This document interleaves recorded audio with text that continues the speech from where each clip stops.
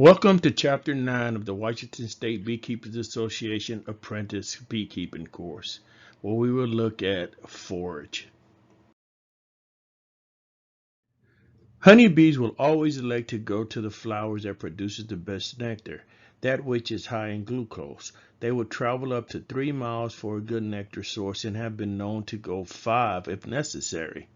Attempting to have good nectar producing flowers near the hive is really helpful, but bees view the whole neighborhood as theirs, so having hives in a city environment in which bees can forage in other gardens and flower beds is an advantage. The best plants provide a good source of both nectar, which is carbohydrates, and pollen, which is protein. Honeybees and other pollinators love weeds, which are generally high in sugar content. Because pollinators will be on a blooming weed, it is important not to spray them when they are blooming. Honeybees, since they are active from early spring to fall, need to have feed available to them during the whole time.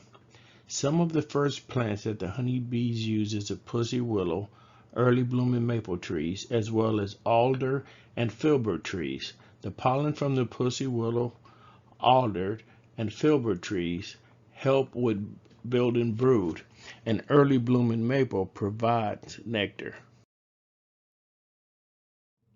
The pollen and nectar from each plant species has unique properties that make it beneficial for bees to visit many different types of plants as varied diets.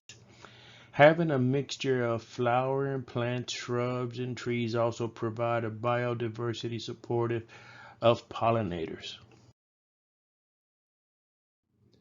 Planting clumps of one species of flower attracts more pollinators than individual plants scattered throughout an area. It is recommended if the space is allowed to have a clump of approximately 4 or more feet in diameters.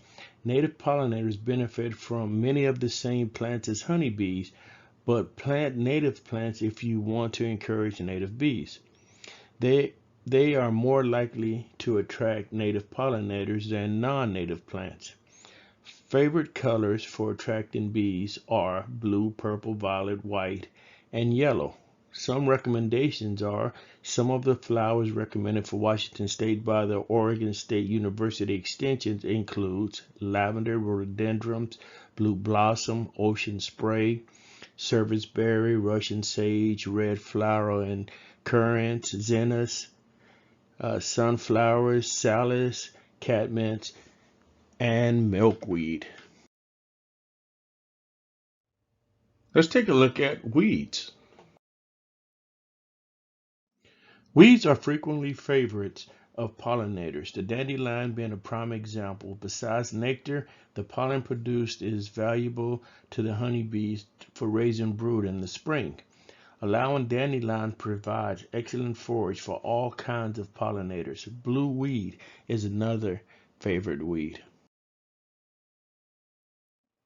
In western Washington, blackberries are sometimes considered weeds, but the nectar and pollen produced by blackberries provide a large percent of the nutrients needed by honeybees and contain important nutrients necessary to help with maintaining their defense against pests, pathogens, bacteria, and diseases.